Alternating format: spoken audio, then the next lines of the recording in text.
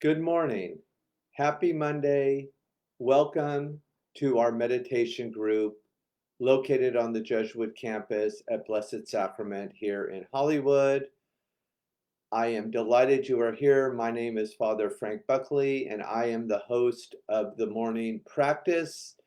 On Mondays, we do a little something different, which is to really welcome the newcomer, people new to meditation. If you have friends who've been thinking about joining the group or trying meditation practice during challenging times, Mondays are a very good day to invite them to join, because I try on Mondays to integrate part of the practice, specifically around Father Thomas Keating, of meditation, a contemplative practice, and the method. So welcome. It's a beautiful Monday morning in Hollywood.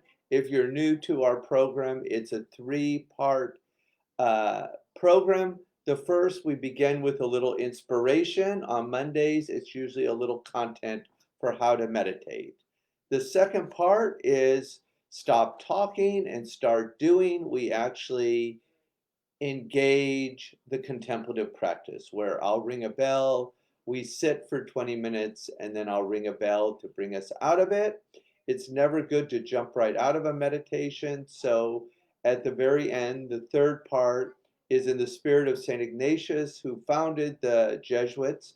We do a short Jesuit examination of conscience, looking at we start with gratitude, the way God unconditionally loves us in this moment, and then we notice where we might have missed God, but even more importantly, where we found God active and alive in our everyday, ordinary lives. So with that, let's begin.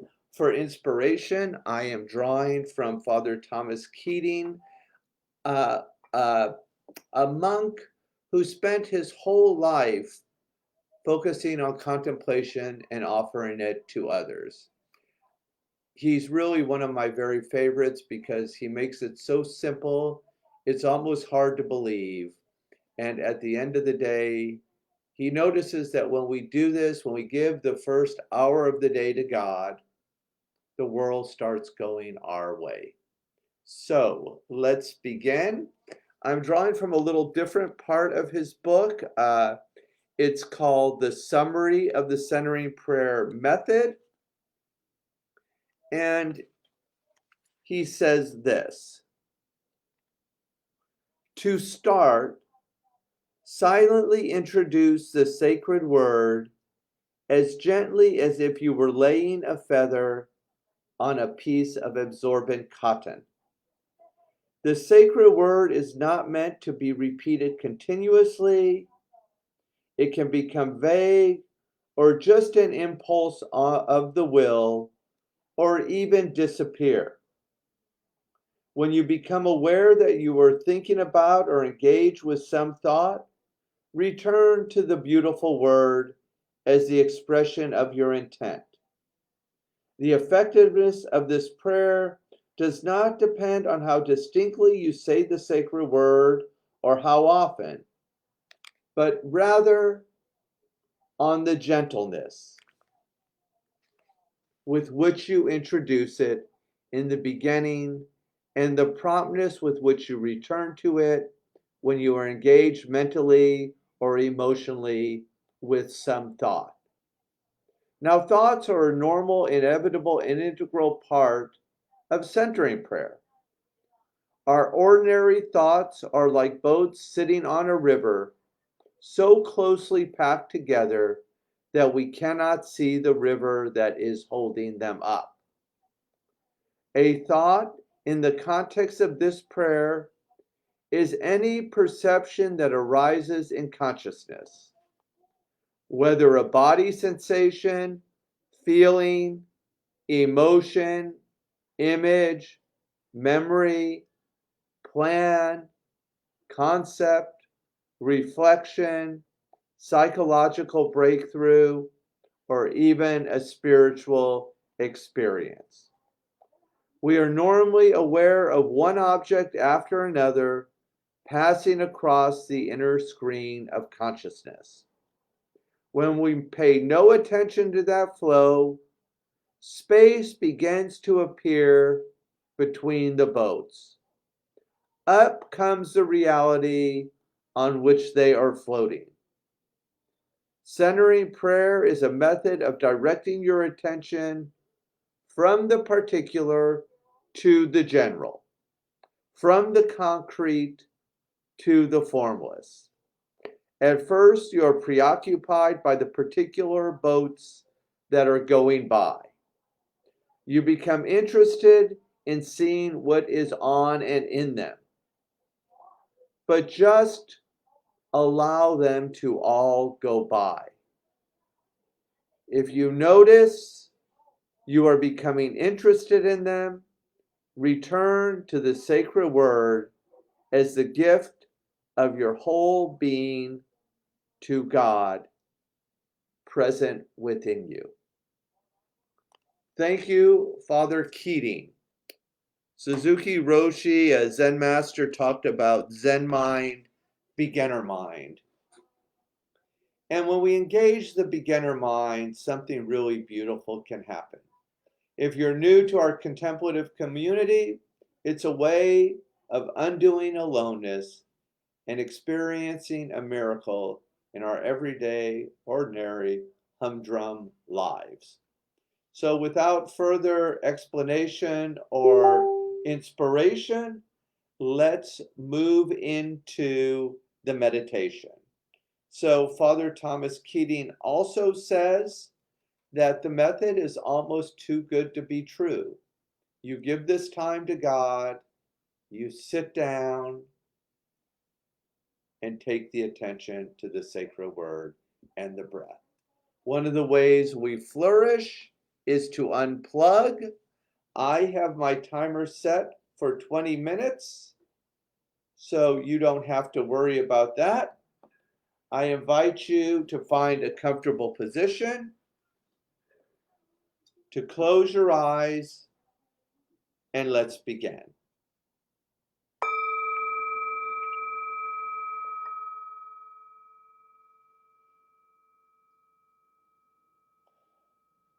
Listen, listen. The sound of this beautiful bell returns us to our true home. As always, we settle in by starting with a little diaphragmatic breathing. That's a fancy word for just breathing deeply as possible into the lower belly 3 times as a community throughout the whole wide world. Together, inhale, open mouth, exhale. Beautiful. 2 more times. Inhale and exhale. Bringing fresh air to the brain and the body. Last time, give it all you got. Inhale and exhale. Continue to breathe on your own. You can close the eyes or 3/4 closed. Take the attention to the breath. Engage the sacred word. Then simply drop down and enjoy a little deep rest. Please continue.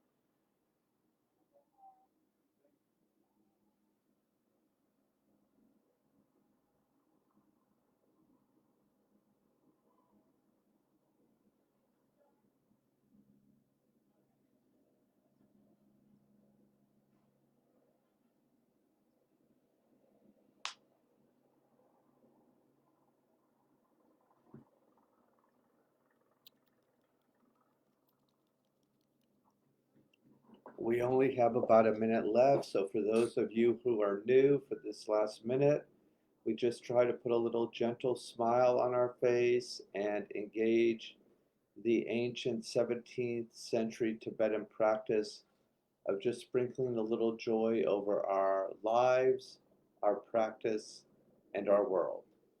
Please continue.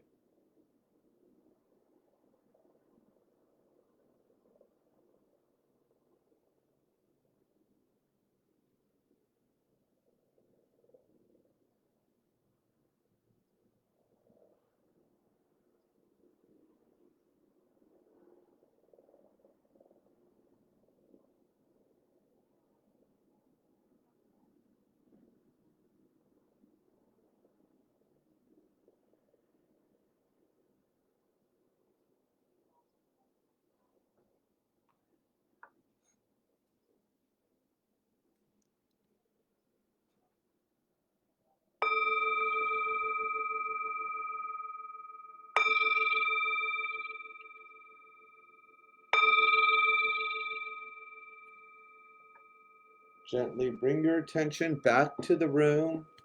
If your eyes were closed, go ahead, open the eyes. You can circle the wrists. I like to rub the hands together. It brings a little oxytocin, the love hormone, into the body and our lives and the world. Excellent. You can just take your hands to your heart. Deep breath in. Open mouth, exhale. Release the hands. If you're new to our meditation group, congratulations. One of my favorite quotes from Ralph Waldo Emerson, a job well done is to have done it. You did it. I also, there are many people throughout the world who are practicing together with us, undoing aloneness, building a contemplative community. This is a good one to pass along to friends because it gives a little bit of the method along with it. So if you're new, the last part is one of my favorite parts. Socrates said the unreflected life is not worth living. St. Ignatius picked that theme up and said the one non-negotiable for Jesuits and lay colleagues is the daily examine, where we just look back over our recent life and notice where God was active, alive, and moving. So Mondays, it's always fun to do the weekend. Looking back over this weekend, three things. Let's see if we can name three places where God showed up. So for me, and you can feel free to name them in the little column so we can all celebrate this together. But for me, yesterday was the Black Lives Matter parade, started over on Hollywood and Highland and went all the way into West Hollywood. And I met with brother Jesuit Federico and my good friend Joe Labrie and my niece and some of her friends from Immaculate Heart. And we marched in the Black Lives Matter rally. It was not peaceful. It was really beautiful, and it was a great way to go a little deeper into really looking at ways that we can end racial violence and police brutality in our communities and in our country. So that was one thing. The second thing, if you're not new, no stranger to anyone here, I always say Blessed Sacraments, the gem of Hollywood. Again, the food pantry was absolutely amazing. We had many parishioners, many volunteers. Nancy, we have a new Brother Henry Perez is joining us, all helping, and we gave out hundreds and hundreds of delicious fresh fruit, vegetables, sandwiches, water, drinks. It was really amazing, and we're even reimagining Open the Food Pantry one more day, so nothing could make me happier than getting people in Hollywood who are hungry fed during this time of COVID-19 and food scarcity. Uh, and then the last thing is I've made a little more concerted effort to make Monday kind of beginning Mondays for people who are new to the practice. And what I've also noticed is it invigorates my practice as well. So I cannot express my gratitude to each and every one of you for your consistency and really, as Ignatius invited us to be, contemplatives in action. And my default is I always want to put the accent on action, but as Anthony DeMello invites us, Ignatius's hope was to put the accent on contemplation. And I can tell you it's almost impossible for me to do by myself. But when we have a community that shows up every day to begin our morning practice and notice the way our days unfold in really beautiful ways, it's a great gift to ourselves, to our community, and to our world. If you're new, I want the one word we all want you to hear this morning is welcome. You have found a home. For those who are returning, and each of you, God bless you. Have a happy Monday, and we'll see you tomorrow.